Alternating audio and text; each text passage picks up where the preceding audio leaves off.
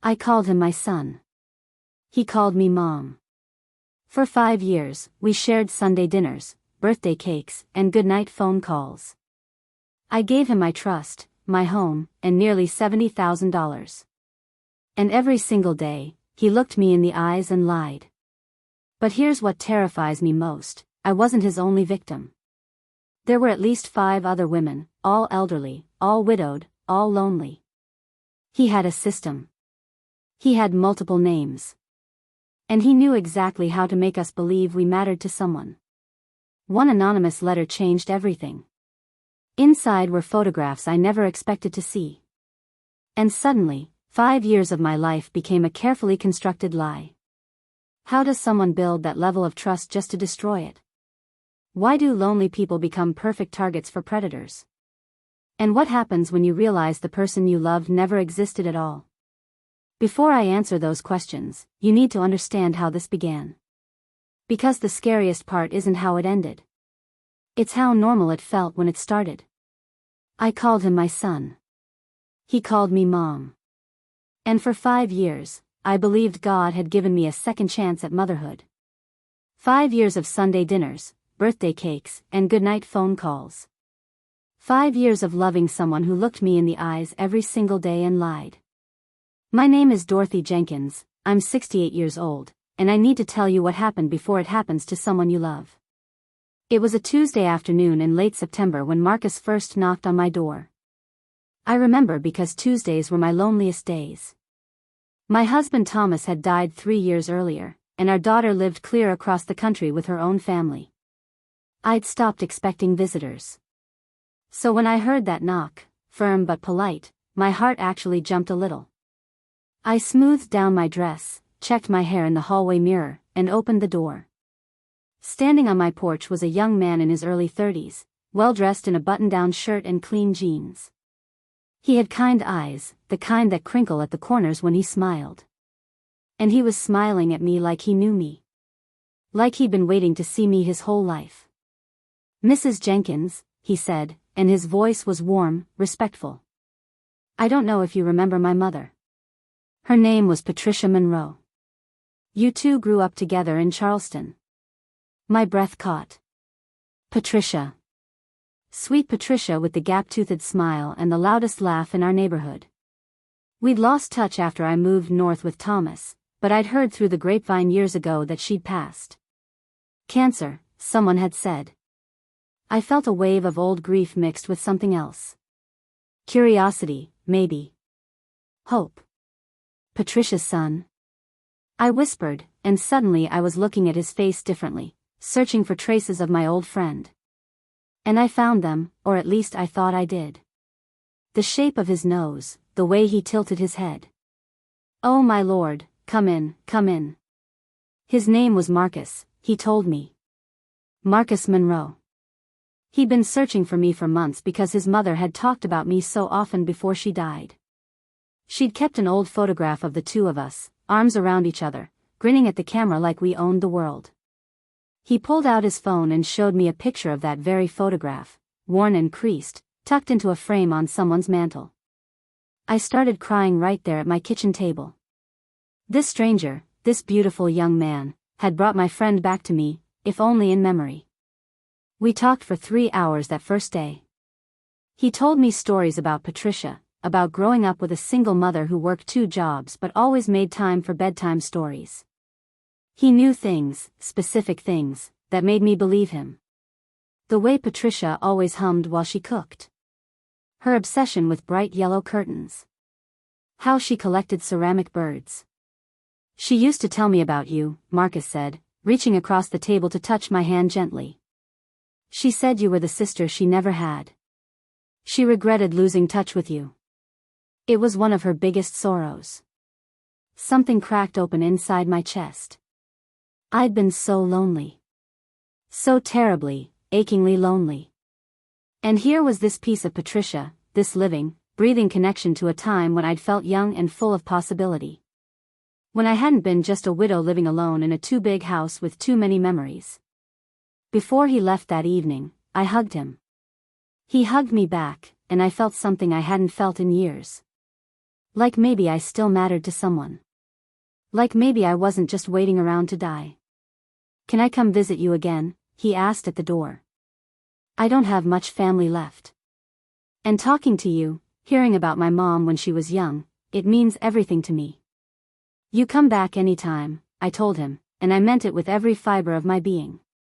Anytime at all. He came back 3 days later. Then a week after that. Then his visits became regular, predictable, necessary. Every Tuesday and Thursday evening, Marcus would show up with groceries or a prepared meal from the store. He'd sit with me while I ate, ask about my day, tell me about his week. He was working odd jobs, he said, trying to save up for community college. He wanted to be a nurse, to help people the way the nurses had helped his mother in her final days. I loved listening to him talk about his dreams.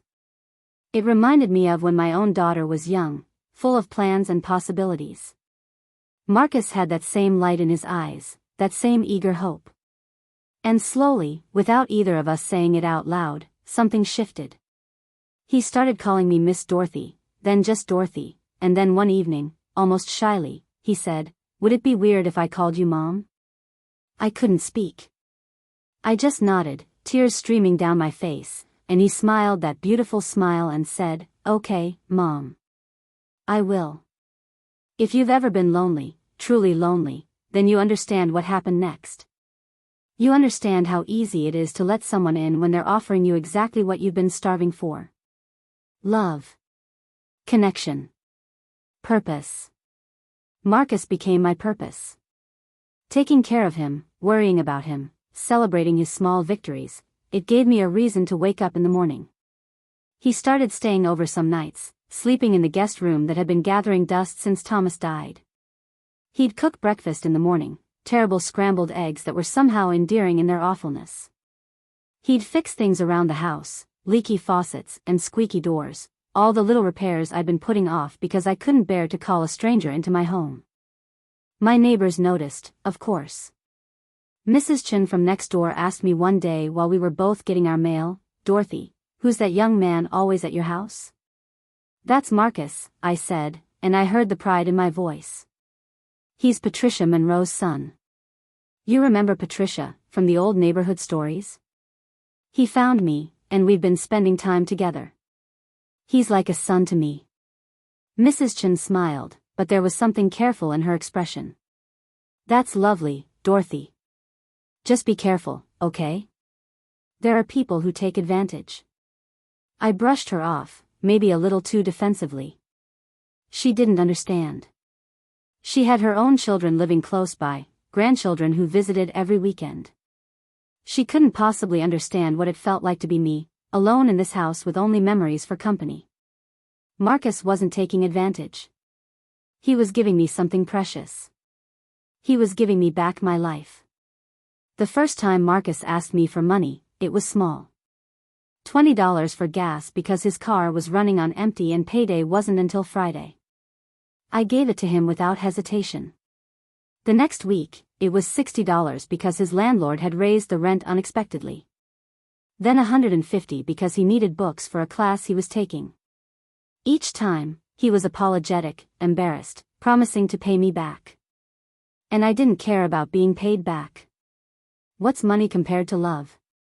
What's money compared to having someone call you Mom and mean it? I had my pension from Thomas's years at the factory, my social security, some savings we'd built up over the years. More than enough for one person living alone. Why shouldn't I help my son build a better life? 6 months after we met, Marcus told me about a business opportunity. His face was lit up with excitement as he explained it to me over dinner. A friend of his was starting a food truck business and needed investors. If Marcus could put in $5,000, he'd be a partner. It was a sure thing, he said. Within a year, he'd double the investment, maybe triple it. $5,000. It was more than I'd ever given him before, but it wasn't impossible. I had it in my savings account, money Thomas and I had set aside for emergencies. And wasn't this an emergency of sorts? An emergency of opportunity? My son had a chance to build something real, something stable. What kind of mother would I be if I said no? I wrote him the check the next day. He cried when I gave it to him, actual tears streaming down his face. "Mom, I promise I'll make you proud," he said, holding me tight. "I promise I'm going to pay you back with interest. You're investing in our future." Our future. He said our future. Like we were a team, a family, bound together by more than just blood. By choice. By love. The food truck never materialized, at least not in any way I could see. Marcus explained that his partner had run into permit issues, licensing problems, delays that were frustrating but temporary. He showed me paperwork, official-looking documents with stamps and signatures. I didn't understand most of it, but I nodded along, believing him because what else could I do? Not believing him meant accepting that I'd been fooled, and I wasn't ready for that truth. Have you ever noticed how you can know something and not know it at the same time? How your mind can hold two opposite truths and somehow keep them from touching? That's where I was living. In the space between knowing and not knowing. The requests kept coming, each one a little bigger than the last. Medical bills because he didn't have insurance and had gotten sick. Legal fees because he'd gotten into a fender bender and the other driver was suing. $3,000 for a certification program that would guarantee him a job. Then $5,000 more because his apartment had been broken into and everything was stolen. I took money from my savings. Then I started selling things. Thomas's watch collection, piece by piece. My mother's jewelry, the rings and bracelets I'd planned to leave to my daughter someday. Each time I sold something, I felt a little sick, but I pushed the feeling down. This was temporary. Marcus would get on his feet, and then everything would be okay. He'd said so himself. My daughter called one Sunday, the way she did every few weeks. We talked about her kids, her job, the weather. Then, carefully, she said, "Mom, I tried to transfer some money to your account for your birthday, but the bank said you're overdrawn. Is everything okay?" I lied. I told her it was a mistake, a mix-up with automatic payments. She didn't push, but I could hear the concern in her voice. "Mom, if you need anything, you need to tell me." "Promise?" I promised, and I meant it the way you mean all promises you know you won't keep. Because how could I tell her the truth? How could I explain that I'd given tens of thousands of dollars to a man I'd known for less than 2 years? That I'd believed him when he called me mom and now I couldn't afford to keep believing him but I also couldn't afford to stop. Write in the comments if you've ever been in a situation where you knew something was wrong but kept hoping you were mistaken. Because that's where I was. Hoping against hope that my instincts were lying to me. Marcus started spending more time at my house. Then he started talking about how difficult his living situation had become. His landlord was selling the building. He was going to have to move out, and apartments were so expensive now. He never asked directly if he could move in. He was too smart for that. He just painted the picture and let me fill in the solution myself. "You should stay here," I told him one evening. "The guest room is yours anyway. Why pay rent somewhere else when you've got a home right here?" He protested, but not too much. Just enough to make it seem like he didn't want to impose, like he was doing me a favor by accepting. And maybe he was, in a twisted way. Because having him there every day meant I was never alone. Never sitting in silence with my thoughts and my doubts. He filled up the empty spaces in my house and in my life, and I was grateful for it even as some small voice in the back of my mind whispered that something wasn't right. Living together changed things. It made everything more real, more permanent. He had a key. His clothes hung in the closet. His toothbrush sat next to mine in the bathroom. We were a family, the kind I'd stopped believing I could have after Thomas died and my daughter moved away. But the money problems didn't stop. They got worse. Now that he lived with me, I could see exactly how often he needed help. Car repairs. Job interviews that required new clothes. A laptop that broke at the worst possible time. Emergency dental work. The numbers got bigger and the explanations got vaguer, and I kept writing checks because what was the alternative? Kicking him out? Admitting I'd made a terrible mistake. I took out a home equity line of credit. The banker tried to talk me out of it, gently suggesting that maybe I should discuss it with my daughter first. But I insisted. It was my house, my decision.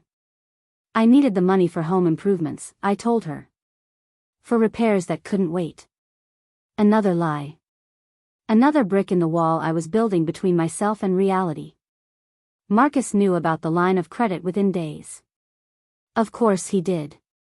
He lived in my house, saw my mail, heard my phone conversations. And soon he had an opportunity that required capital. A real estate investment that his mentor at work had told him about.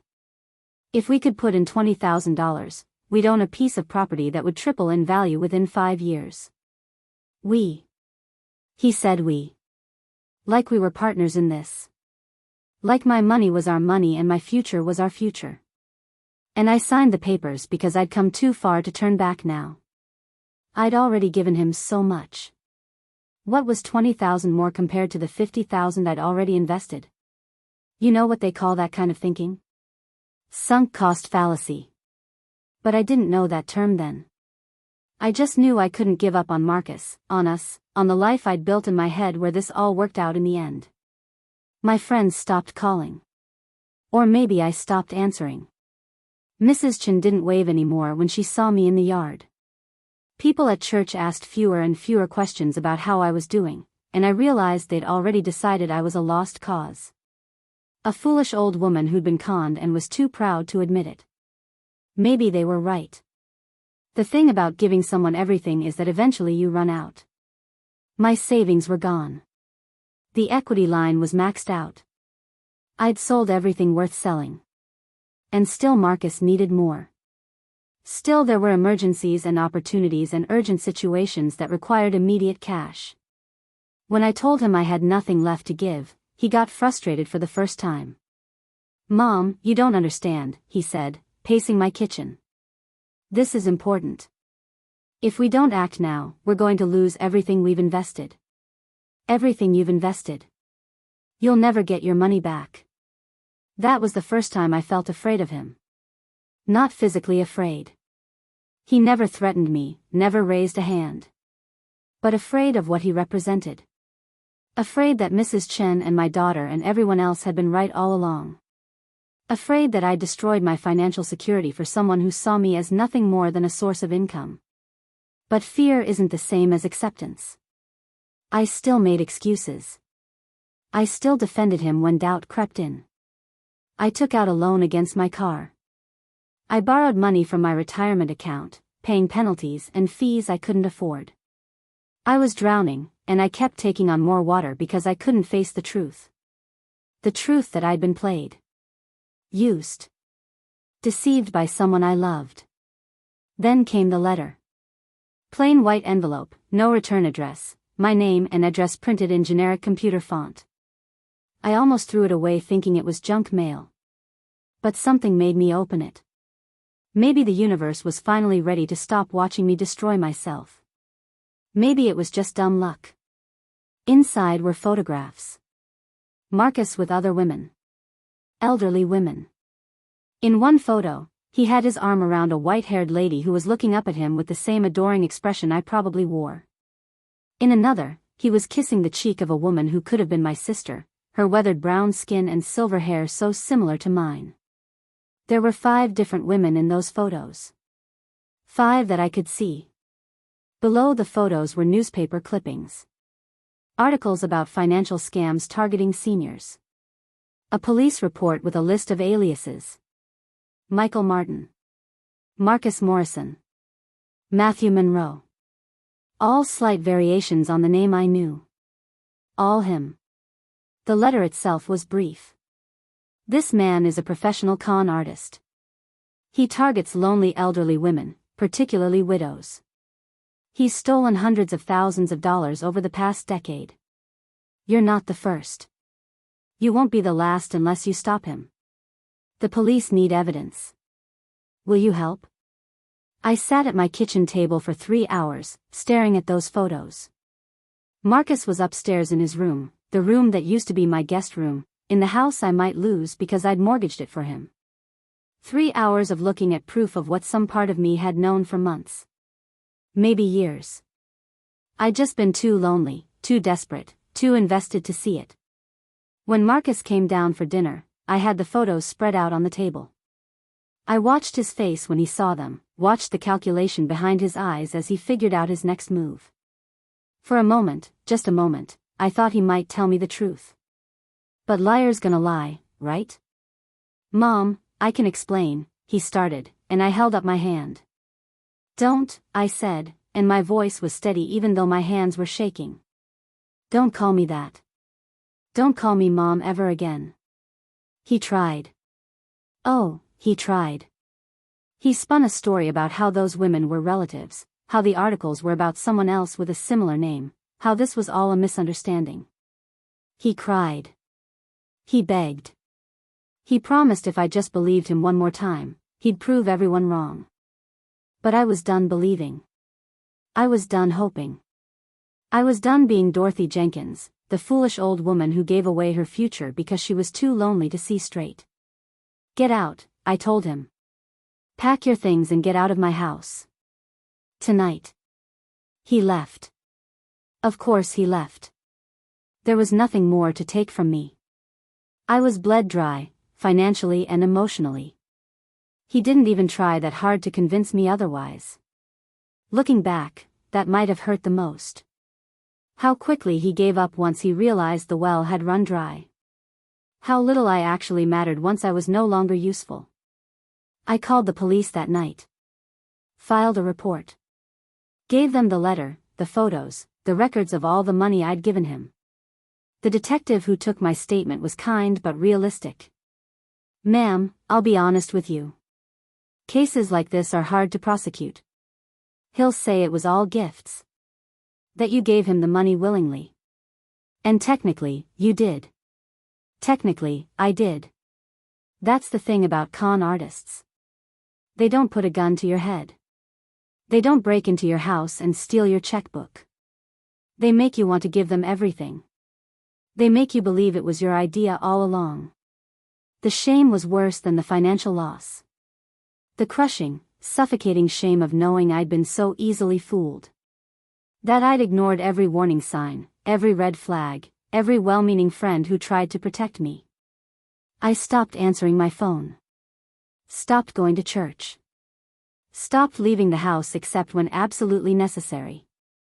I couldn't bear to see the pity in people's eyes, couldn't stand the thought of them whispering about poor Dorothy who got scammed. My daughter found out, eventually. She flew out to see me, sat with me while I sobbed and confessed everything. How much money I'd lost. How I'd mortgaged the house. How I'd sold her grandmother's jewelry for a man who called me Mom but never meant it. I expected her to be angry. Part of me wanted her to be angry, to yell at me for being so stupid. But she just held me and cried with me. Mom, it's not your fault, she kept saying. He's a predator. He knew exactly how to manipulate you. This isn't on you. But it felt like it was on me. It felt like I should have known better, been smarter, less lonely, less vulnerable. It felt like my loneliness had been a weakness, and I'd paid the price for it. Subscribe if you want to hear more stories like this, stories that might save you or someone you love from the same fate. Because that's why I'm telling you this. Not for pity. Not for sympathy. But because somewhere out there is another Dorothy, another lonely person who just wants to matter to someone. And there's another Marcus, ready to take everything they have. The weeks after Marcus left were the darkest of my life. Darker than when Thomas died, because at least then I'd had my dignity. Now I had nothing. I was in debt, facing foreclosure, and completely alone. The phone company kept calling about overdue bills. The mortgage company sent threatening letters. I stopped opening my mail because I couldn't handle one more reminder of how thoroughly I'd destroyed my life. I thought about ending it, if I'm being honest with you. Thought about how much easier it would be to just not wake up one morning. I had sleeping pills in the bathroom cabinet, prescribed after Thomas died. It would be quick, peaceful. My daughter would inherit the mess, but at least I wouldn't have to live with the shame anymore. But I didn't do it. Want to know why? Because Mrs. Chen knocked on my door one morning with a plate of dumplings and refused to leave until I ate them. She sat across from me at my kitchen table, the same table where I'd written all those checks, and she said, "Dorothy, I know you're hurting. I know you feel foolish. But you're not the first person this has happened to, and you won't be the last. There's a support group at the community center for people who've been scammed. You should go." I went. Not because I wanted to, but because Mrs. Chen kept checking on me and I knew she'd keep nagging until I did. It was in a windowless room in the basement of the community center, metal folding chairs arranged in a circle, coffee in styrofoam cups, and a dozen faces that looked as broken as I felt. The facilitator, a woman named Janet, smiled at me as I walked in. "First time?" I nodded, unable to speak past the lump in my throat. "Welcome," she said. "We're glad you're here. And I promise you, you're not alone." I listened that first meeting. Couldn't bring myself to talk, but I listened. A man in his 70s who'd lost his pension to a fake investment scheme. A woman my age who'd sent $50,000 in gift cards to someone she thought was her grandson in trouble. A younger woman, maybe 50, who'd fallen for a romance scam and lost everything. And then I heard a name I recognized. Linda Washington, a woman who looked like she could be my cousin, stood up and said, "My name is Linda, and I was scammed by a man named Marcus Monroe. He told me he was my dead sister's son." My head snapped up. Our eyes met across the circle, and I saw my own pain reflected back at me. After the meeting, we talked. Compared notes. Discovered we'd been hit by the same man, just a few years apart. He'd used almost the exact same story on both of us. The same photos. The same mannerisms. The same promises. "I reported him," Linda said. "But nothing happened. He's too good at covering his tracks." "How much did he get from you?" I told her. Told her everything. And instead of judgment, I saw understanding. "He got $70,000 from me," she said quietly. "I lost my house. Had to move in with my son. I thought about killing myself." "Me too," I whispered. "But we're still here," Linda said. "And that means something, doesn't it? That means he didn't win completely." Over the next few months, I kept going to those meetings. Kept meeting people who understood what I'd been through because they'd been through it themselves. We shared strategies for dealing with creditors, resources for financial counseling, tips for rebuilding credit. But more than that, we shared our stories. We gave each other permission to grieve, to be angry, to forgive ourselves. Through the group, I learned that Marcus, or whatever his real name was, had at least 6 victims that we knew about. 6 women, all elderly, all widowed or divorced, all lonely. He'd taken hundreds of thousands of dollars in total. And the police couldn't touch him because, technically, we'd all given him the money willingly. But we could do something else. We could warn others. Linda and I started speaking at senior centers, at churches, at community groups. We told our stories, laid bare our shame and our pain, in the hopes that maybe someone would hear us and recognize the warning signs in their own lives. It was hard at first. Standing up in front of strangers and admitting how foolish I'd been, how desperate for connection. But every time I spoke, at least one person would come up to me afterward and say, "Thank you. I think you might have just saved me." Or, "That's happening to my mother right now. I need to help her." Those moments made it worth it. Made the shame feel less heavy. Because I was turning my pain into purpose, my loss into a lesson for others. My daughter helped me navigate the financial aftermath. We worked with a bankruptcy attorney who was kind enough to offer reduced fees. I lost the house Thomas and I had bought when we were newlyweds. That hurt. But I moved into a small apartment near my daughter's house, and you know what? It was okay. Better than okay, actually. I got to see my grandchildren more often. Got to be part of their lives in a way I couldn't when I lived across the country. I still have debt. Still have years of rebuilding ahead of me. But I also have something Marcus could never take away from me. I have my strength. My resilience. My ability to survive something that almost destroyed me and come out the other side still standing. The support group became my family. Real family, not the fake kind Marcus pretended to be. We celebrate each other's victories, no matter how small. Janet paid off her credit card debt. Robert got a part-time job to help with his bills. Linda moved out of her son's house and into her own place. We're all putting our lives back together, one piece at a time. Last month, I got a call from the detective who'd taken my original report. They'd arrested someone matching Marcus's description in another state. Different name, same MO. He'd been working on a woman in Florida when her son got suspicious and hired a private investigator. This time, they had enough evidence to charge him. Would I be willing to testify if it went to trial? I said yes. Yes, I would stand up in court and tell my story. Yes, I would look him in the face and let him know that he didn't break me. Yes, I would do whatever it took to make sure he couldn't do this to someone else. Because that's what survivors do. We take our pain and we use it to protect others. We refuse to let shame silence us. We speak up even when it's hard, even when it hurts, even when we're scared. If you're watching this and you recognize yourself in my story, please listen to me. If someone new has come into your life and seems too good to be true, they probably are. If someone is asking you for money, even if they have a good reason, even if they're promising to pay you back, please pause. Talk to someone you trust. Do your research. Protect yourself in ways I didn't. And if you've already been scammed, if you're sitting there right now feeling the same shame and despair I felt, please know this, it's not your fault. You're not stupid. You're not foolish. You were targeted by someone who knew exactly how to exploit your greatest vulnerability, your greatest strength even. Your capacity to love, to trust, to hope. That's not a weakness. That's what makes you human. But being human doesn't mean being a victim forever. You can survive this. You can rebuild. You can take your pain and turn it into something that matters. You can help others avoid the same trap. You can become stronger than you ever imagined possible. I called him my son, and he called me Mom.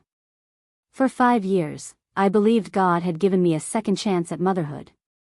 I was wrong about Marcus, but I wasn't wrong about deserving love and connection. I just had to learn to find it in healthier places. With real family. With chosen family from my support group. With neighbors like Mrs. Chin who refused to let me disappear into my shame. My name is Dorothy Jenkins. I'm 68 years old. I was conned out of nearly $70,000 by a man who said he loved me. And I'm still here. Still fighting. Still surviving. Still believing that my story might save someone else from the same fate. If you know someone who might be going through something similar, share this video with them. Write in the comments if you've experienced anything like this, or if you've successfully spotted a scam before it was too late. Your stories matter. Your experiences can help others. Together, we can protect each other in ways I wish someone had protected me. Thank you for listening. Thank you for not judging. Thank you for letting me turn my greatest shame into something that might do some good in this world. Subscribe and follow for more real stories from real survivors, because we all deserve to be heard. We all deserve to know we're not alone. And we all deserve a second chance at building lives that matter, even after we've lost everything we thought defined us. I still miss having someone call me Mom. I probably always will. But I've learned that being someone's mother, real or chosen, should never cost you everything. Love shouldn't leave you bankrupt and broken. And anyone who truly cares about you would never ask you to sacrifice your security, your future, your peace of mind for them. That's not love. That's exploitation. And I'm done being exploited. I'm done being ashamed. I'm done being silent. And I hope, if you need to hear this, that you'll be done too. You deserve better.